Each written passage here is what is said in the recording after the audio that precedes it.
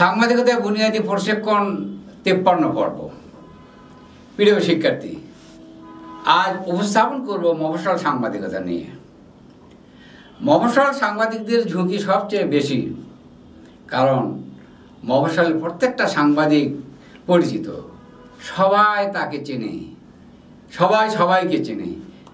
ওখানে কোনো সংবাদ হলে তাকে টার্গেট করা সহজ, ঢাকায় সেটা সম্ভব নয়।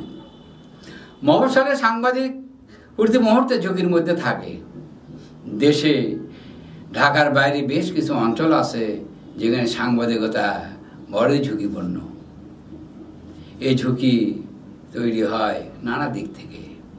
চোরাকারবারি, সরকারি প্রশাসন এবং ক্ষমতাসীন রাজনীতিবিদরা বিভিন্ন সময় মফস্বল সাংবাদিকদের প্রতিপক্ষ হয়ে ওঠে।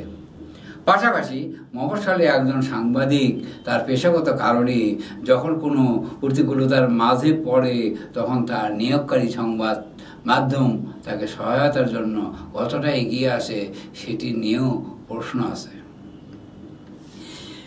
এই উভয় ঝুঁকি তুলনামূলকভাবে মফস্বল সাংবাদিকদের বেশি, অথচ আর্থিক তেমন সুযোগ সুবিধা নেই।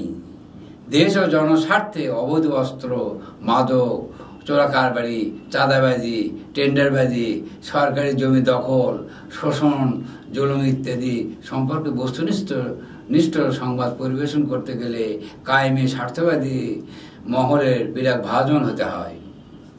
প্রতিটি রিপোর্টের ক্ষেত্রে প্রতিপক্ষ থাকেই। পুলিশ, ডিবি, বিজিবি, র্যাব, প্রভাবশালী রাজনৈতিক নেতা, পৌর মেয়র, চেয়ারম্যান, এমপি, মন্ত্রীদের রিপোর্ট করলে হতে হয় হয়রানির শিকার।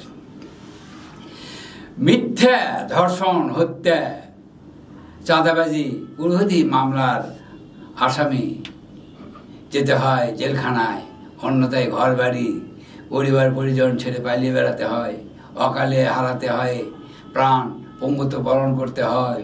মামলা হামলা সহ চোরাচালানি, মাদক ব্যবসা, পুলিশ, প্রভাবশালী রাজনৈতিক নেতা ও জনপ্রতিনিধিদের হাতে জিম্মি থাকতে হয়।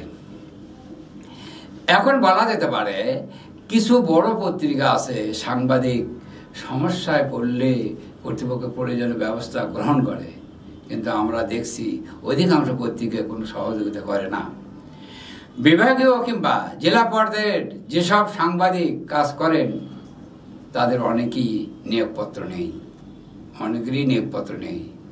অভিযোগ রয়েছে অধিকাংশ সংবাদ মাধ্যম জেলা উপজেলা প্রতিনিধিদের কোনো মাসিক বেতন দেয় না।